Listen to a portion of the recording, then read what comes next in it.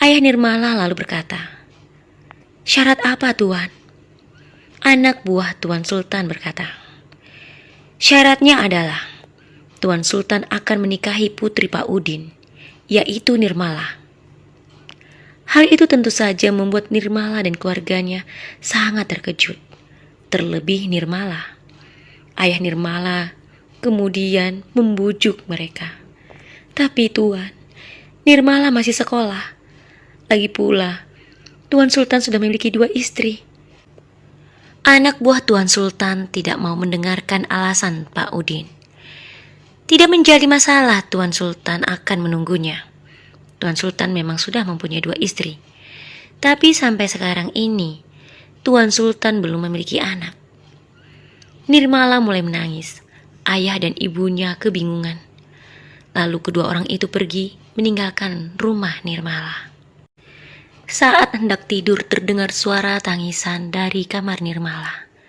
Ayah dan ibunya mendekatinya dan berkata, "Maafkan ayah, nak. Karena ayah tidak bisa membayar hutang, kamu menjadi korban. Tapi percayalah, ayah akan terus berusaha lebih keras lagi untuk mencari uang agar kita bisa membayar hutang. Dengan begitu, Tuan Sultan tidak akan menikahimu." Nirmala memeluk ayah dan ibunya dan mereka pun menangis. Hari demi hari, akhirnya tak terasa, Nirmala sudah menyelesaikan sekolahnya. Ayah dan ibunya bekerja keras mencari uang tambahan untuk membayar hutang agar Tuan Sultan tidak menikahi Nirmala. Tetapi semua usaha itu tidaklah berbuah manis. Uang yang mereka kumpulkan belum cukup untuk membayar hutang mereka. Keesokan harinya, anak buah Tuan Sultan datang memberi kabar bahwa besok Tuan Sultan akan datang melamar Nirmala. Lalu ayah Nirmala berkata kepada mereka, "Saat ini kami hanya punya uang sedikit untuk membayar hutang kami. Kami berharap dengan uang ini Tuan Sultan tidak menikahi putri kami. Sisanya akan kami bayar setelah kami mempunyai uang." Mendengar hal itu, kedua anak buah Tuan Sultan justru tertawa, lalu berkata, "Baiklah Pak Udin, kami akan menyampaikan apa yang Pak Udin katakan. Tapi kami yakin Tuan Sultan tidak akan setuju." Keesokan harinya Tuan Sultan akhirnya datang bersama kedua istrinya, beberapa keluarga, dan pelayan-pelayan di rumahnya untuk melamar Nirmala. Hal itu membuat kedua orang tua Nirmala sangat sedih. Namun Nirmala terlihat berbeda. Dia sama sekali tidak menangis. Justru sebaliknya, dia menguatkan ayah dan ibunya. Ternyata Nirmala melakukan itu karena merasa kasihan melihat kedua orang tuanya yang sudah bekerja keras selama ini. Nirmala pasrah dengan takdirnya. Jika ini yang bisa dia lakukan untuk menolong keluarganya, maka ia pun akan menjalaninya. Tibalah saatnya Tuan Sultan menikahi Nirmala. Pernikahan yang dilakukan dengan sangat megah dan meriah. Semua orang di desa berkumpul menghadiri pernikahan itu.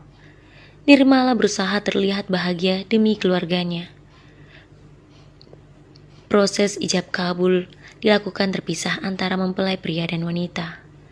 Setelah proses ijab kabul dilakukan, Tuan Sultan dan Nirmala dibawa ke pelaminan menemui tamu-tamu undangan. Nirmala terus menunduk, tak mau memandang Tuan Sultan. Saat semua orang bersalaman mengucapkan selamat dan mendoakan agar keduanya diberi keturunan, selalu diaminkan oleh Tuan Sultan dengan penuh harap.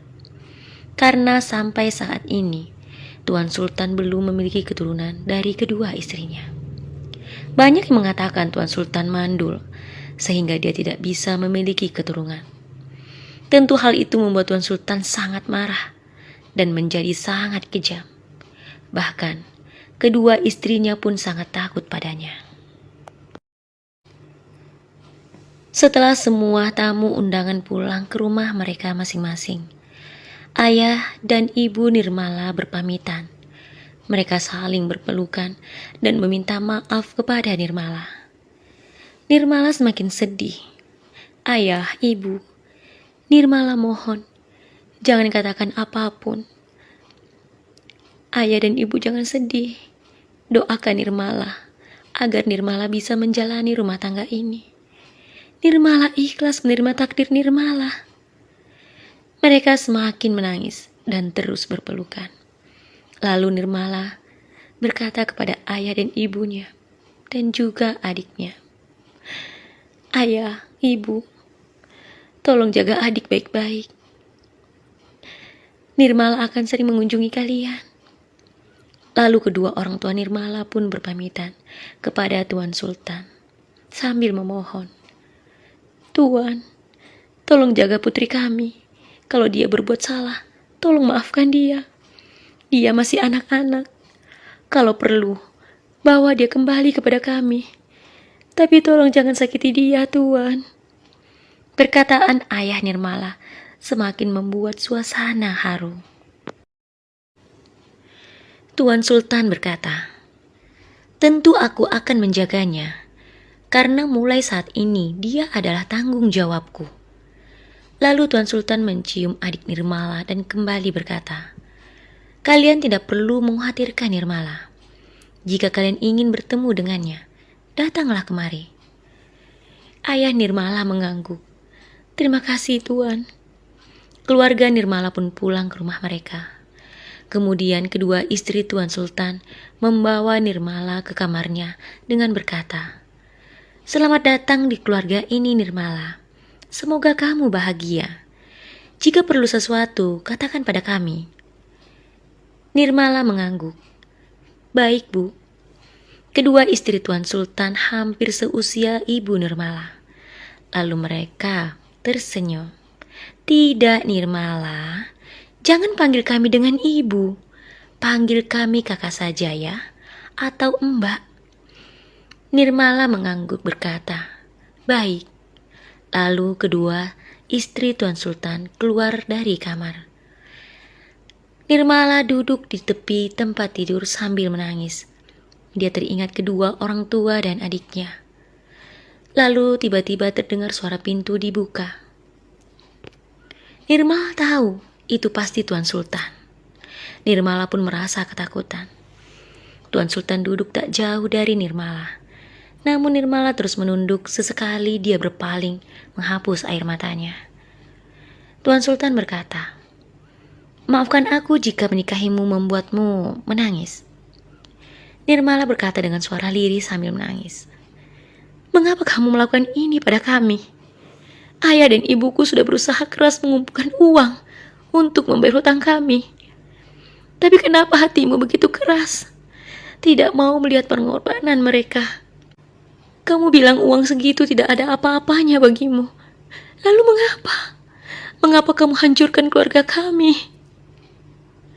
Tuan Sultan berkata, "Aku tidak menghancurkan keluargamu. Aku hanya menikahimu agar keluargamu bebas dari hutang. Dengan begitu, hidup mereka akan bahagia dan tenang." Mendengar jawaban dari Tuan Sultan, Nirmala semakin menangis dan sedih.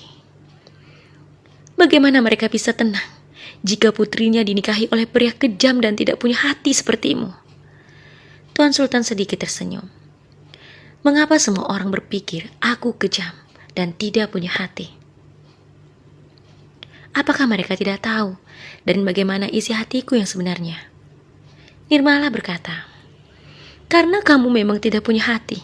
Jika kamu punya hati, kamu tidak akan melakukan hal ini kepada keluargaku." Lalu Tuan Sultan tersenyum. "Jadi, kamu pun berpikir yang sama seperti mereka?" Nirmala mengangguk.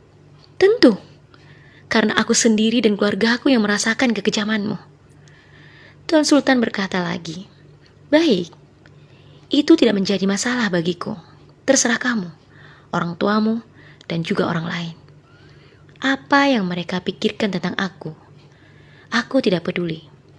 Aku hanya melakukan apa yang menurutku benar." Tuan Sultan melanjutkan perkataannya, "Sekarang kamu adalah istriku. Jadi apapun yang aku katakan dan aku lakukan itu adalah hakku." Mendengar hal itu Nirmala semakin menangis. Tuan Sultan berkata, Sekarang sudah larut malam, berhentilah menangis. Jika tidak, besok matamu akan membengkak. Oh ya, katakan padaku, apa kamu bisa membuka semua hiasan itu di kepalamu sendiri? Nirmala tidak menjawab. Dia pergi dari tempat duduknya dan berjalan menuju kursi meja rias. Dia melihat di kepalanya yang penuh dengan hiasan.